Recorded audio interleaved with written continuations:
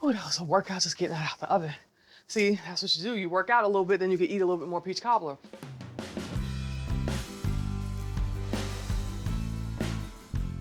In this chapter, you're gonna learn everything you need to know about making a drop biscuit peach cobbler. I'm gonna show you the ingredients, how to prepare it, and the best part, how to eat it. Let's get to it. Peach cobbler is so delicious. We use nice sweet peaches, crispy, crunchy biscuit on top that has a slight tart tang from the buttermilk, and it is so good. And when you eat it together, it's the perfect mouthful. Our vehicle that we're gonna bake our peach cobbler in is a cast iron skillet that I already have buttered because we want it waiting for us. We don't wanna have to do another step. So we have it ready for us, already greased. You don't have to do a whole bunch of dishes because you can take it straight from oven to table. So let's start with our peaches. We have a big bowl of frozen peaches. You could buy this at any grocery store and they'll be where? In the frozen section. And if you're not familiar on how to, use fresh peaches, you'll just score the bottom, which means make an X, and you'll drop it into some hot water. You'll put that into a bowl of cold water and the skin will come straight off. So we have our peaches in a bowl and we're gonna add some light brown sugar. Okay. We're gonna add some cornstarch. So what's gonna happen is when they start to melt from the hot oven, that cornstarch is gonna tighten up so we have like that syrup. So think of traditional peach cobbler, old school recipes, you're using it out of the can and use it like in the heavy syrup or the light brown. We're gonna get that same syrup consistency and the cornstarch is gonna help thicken up that runny liquid that's gonna come from the frozen peaches. And so we're gonna add our spices, some nutmeg, some cinnamon,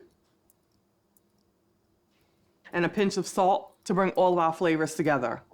Then we're gonna add a little bit of the liquid gold pure vanilla extract. A little bit of it goes a long way. Then we're just going to mix our peaches, all of our seasonings. I'm gonna just get in here, child. That's why we use clean hands, okay? No, we doing a show, but we're not trying to be cute either. Just get in there. Mix that all up. Since we already have it here, we have our preheated skillet. Then I'll put our peaches right in there. And I know it looks like a lot, but these are gonna cook down. So now we have our all-purpose flour, we have our sugar, and we have our baking powder. Think about it this way. Remember growing up, for those people that had this dish growing up, like, your auntie or your grandmother would make this dish and they don't measure anything? This is the same concept. We do have some measurements because we do have a recipe, but you can totally just throw together flour and some sugar and baking powder. But here's the thing, for people that don't necessarily have a measuring cup or don't know how to kind of eyeball, I would say grab some self-rising flour. Okay, we're gonna give that a whisk. And now we're gonna go on to our cold ingredients. Oh, I forgot. Got to add a little bit of salt. Salt brings everything together. So now we're gonna get our cold ingredients. The best way to make any type of biscuit or pastry is to have grated frozen butter. And I'm gonna tell you why.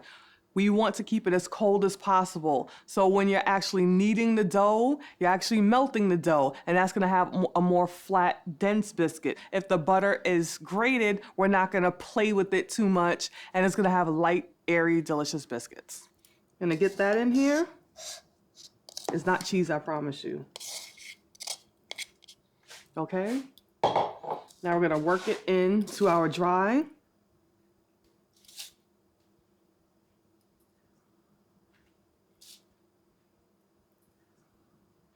So this came together really quickly. You see, we didn't have to use a fork or a pastry cutter since we had the grated butter already. Now we're gonna add our buttermilk. I'm gonna add a little bit at a time. I'm just gonna use my hands. And I'm not worrying about melting my butter. So I'm slightly going through it. I'm not really touching it that much. Add a little bit more buttermilk. So I'm coming in with a spoon now because I don't want to melt my butter. I just do that in the beginning to like get it all combined so I can feel the consistency and the texture. And now, add a drop more, and then we're good. Okay, and so what you're looking for is this, dough. Okay, so now that we have our biscuit dough combined, we will scoop. So I'm gonna use a scoop. It's a drop biscuit. You can totally use 2 spoons, but I'm just gonna use my pretty little gold scoop. And we're just gonna drop it on top. And one thing I like about this, it gives it like a little rustic look. Looks very homemade.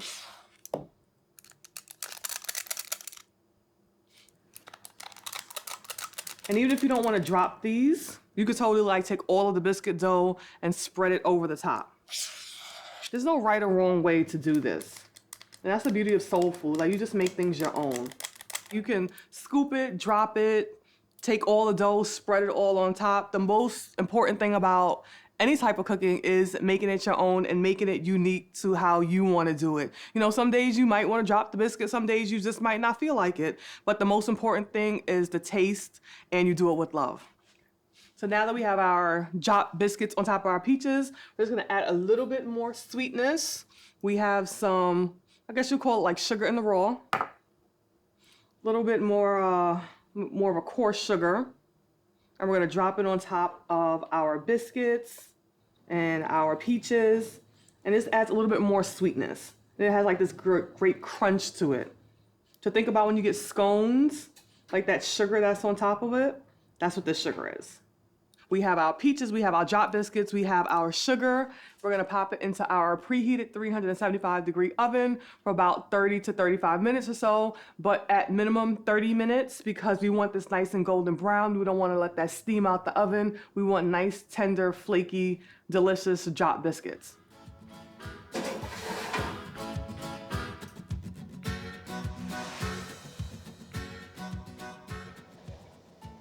Oh, it's heavy. Oh.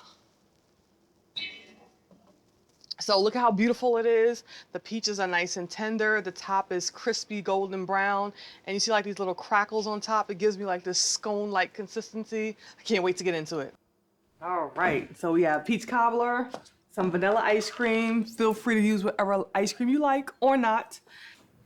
Get some of this peaches with this biscuit. Okay, give me a little bit of ice cream. Or a lot of ice cream. I like to eat peach cobbler ice cream together because it gives you like that hot and cold contrast.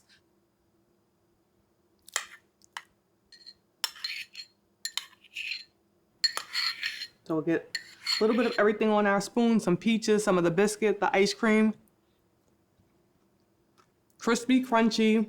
You taste everything in this peach cobbler. You taste the crunchy, soft biscuit, the sweet peaches, and that creamy coolness from the ice cream. We used all pantry ingredients. We didn't have to go out there and get anything extra and fancy, but it does taste like a fancy dessert. It is a well balance of flavor, and of course those warm notes that taste like the holidays.